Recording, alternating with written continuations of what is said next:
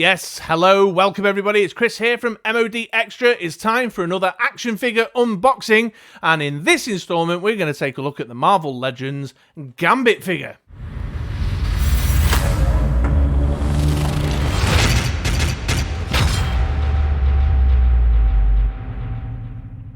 Well, here we are again.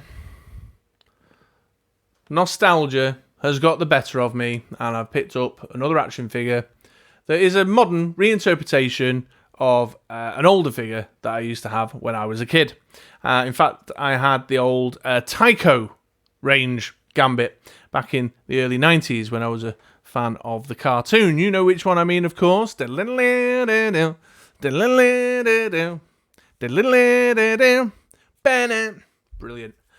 So yeah, I used to watch the X-Men animated series back when I was a kid. I used to collect the Tyco action figures. I only had a few when I was a little one. Marvel Legends is another one of those ranges that, you know, the figures come very highly recommended, but I've only dipped my toe in a few times and picked up a couple, ones that feel important to me, or I have strong, overwhelming nostalgic memories of owning when I was a youngster. And kind of a bit like the G.I. Joe stuff, actually. I'm only really picking up the ones that remind me of toys that I used to play with as a kid, or I have a fond place in my heart because of what they're associated with, in this case, the cartoon. This particular one that I found on eBay is, I think it's described as a retro or a vintage version because it's on the backing card. It doesn't come in the standard box, you know, in the Build-A-Figure sets with the extra bit for the larger Build-A-Figure that you're going for. So vintage or retro, something like that. But it's still got all the cool accessories and stuff. It's a very exciting figure. He's a super cool character, is Gambit, certainly for an individual like myself who has fond memories of the cartoon and then kind of crossed over into the comic book world, and I was reading, you know, X-Men in the 90s, where he was a very significant individual. I mean, trying to get hold of a Rogue to pair him up with, but boy, does she go for a lot of money on eBay. Whereas this guy, for whatever reason, was going dirt cheap the other day, so I jumped in and went for it and got him for, like, you know, half the price you would pay at retail, so I was very, very pleased with that. So not a great deal else to say, really, about Gambit, other than just really fond of the character from those memories of watching the X-Men animated series, and I love the vintage look with the, you know, with the card mount. So there we go. So yeah, let's get him opened up and take a closer look, shall we? Ma chère, I have arrived. Oh, that was a dreadful French Cajun accent. Please do ignore. Right, let's crack this open. Get the little fingery flip done. Come on. Come on. Oh, not quite as neat as I would have liked. Here's Gambit then. Oh, there's that really unpleasant sound. Ooh, this looks like an interesting little extra hand. Another extra hand. That one's taped in. I do love their freaking sellotape. And of course, what Gambit would be complete without his bow staff? There we go. Woo! Unboxed. Less than a minute. Boom! Check me out. Right, here's Gambit then, another new addition to the collection, and like with many of these kind of nostalgia purchases that I'm making, this guy has been a lot of fun to play with since I opened him up. I've been putting him in some fun poses and playing around, remembering the days of being a young Chris, maybe 11, 12 years old, playing with my Tyco Gambit. The coat is interesting. It's this kind of hard, rubbery plastic thing, which I have to admit I've found has been a little difficult when I've been trying to get him into some of the positions that I wanted to get him into, like with the leg. It's sort of, you see there the way the coat sort of gets in the way and hooks around, so it's been affecting my ability to put him in some of the poses that I've wanted to put him in.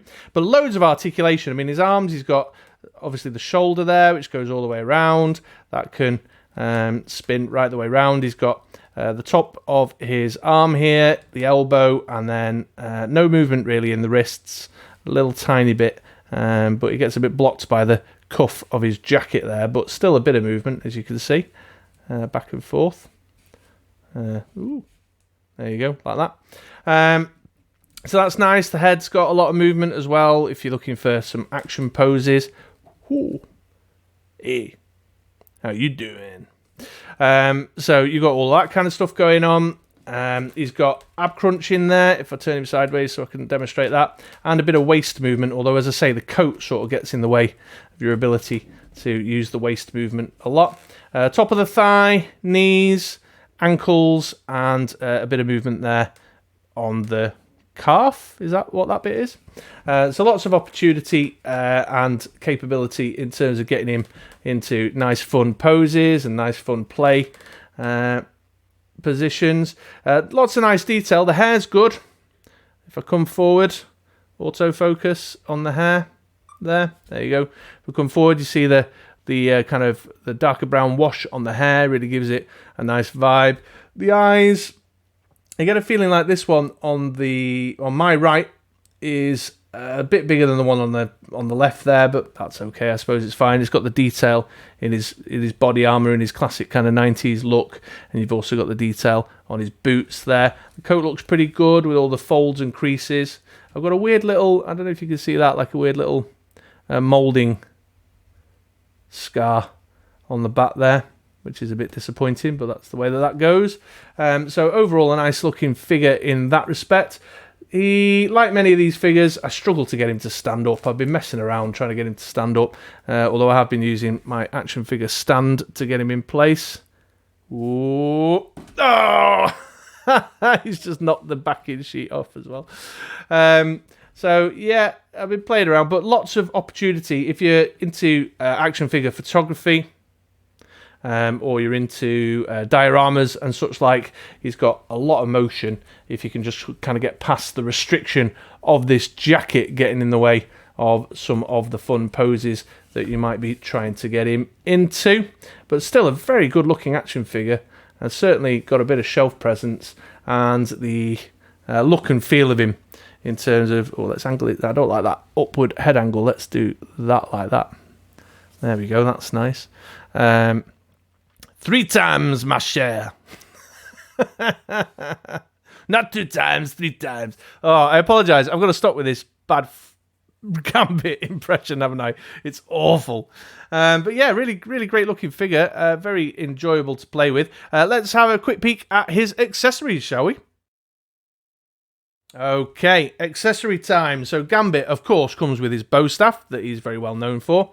That generally seems to go in this hand here. One observation that I've made, it's a bit loose, look.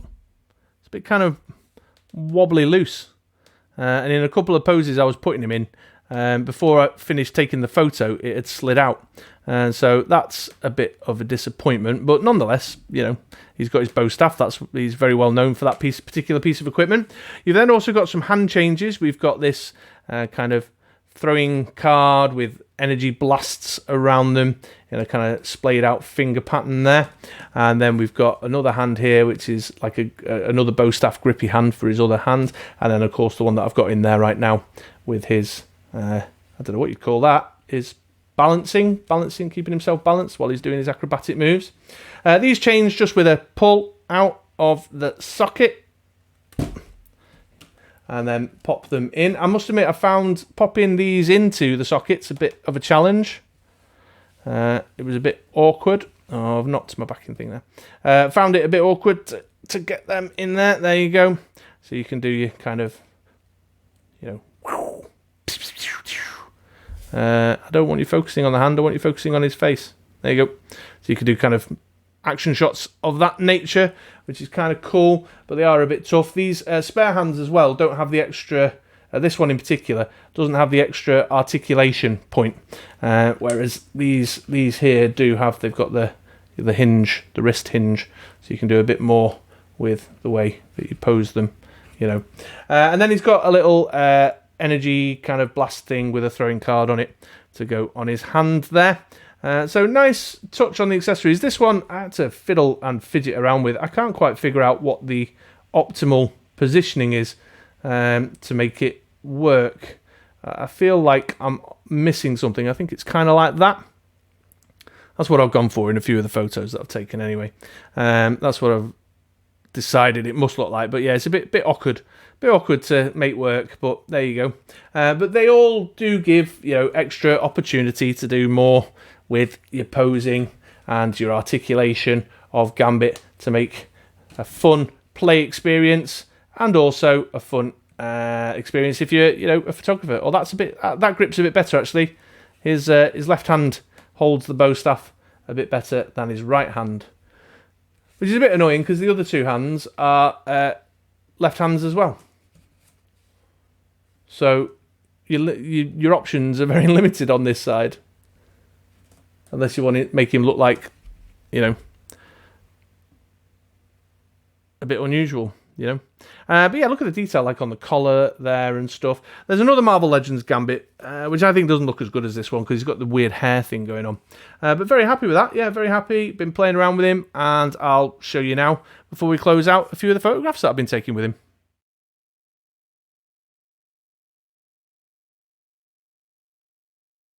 Okay, well, just a few final thoughts then to wrap up. Am I happy with my Gambit figure? Well, yes, I am. There are some small criticisms. The rubber coat has proven to be very intrusive and difficult to work around sometimes. I've been posing him up and taking some photos, and me and my son have been playing with the action figures in the living room there, and the coat was just kind of getting in the way of some of the things that we were trying to do. But I get, you know, he's got to be there. He's got to be wearing the jacket. It's part of that iconic 90s Gambit image that we all associate with him. So it has to be there, but it's just a bit in the way, and it's quite rigid, so it's difficult to work the legs around when you're trying to do some stuff standing him up and that. So it's likely that he'll be more of a display piece than a play piece, which is fine. That's not a problem at all, because I've purchased him as a kind of a nostalgic memory artifact, thinking back to the days of a young Chris watching the X-Men animated cartoon and reading the 90s X-Men comic books. So that's fine. You know, I'll use my action figure stand and do some stuff with him flying through the air with his cards all charged up, ready to use. But overall, I mean, we know the Marvel Legends figures are good figures.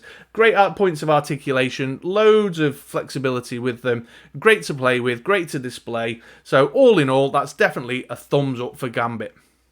There we are then. So I'll wrap that up there. Thanks for watching, folks. Don't forget to give me a like and subscribe if you're not already subscribed. It's just a second for you, but it means so much for me if you could take the time to let me know that you like what I'm doing.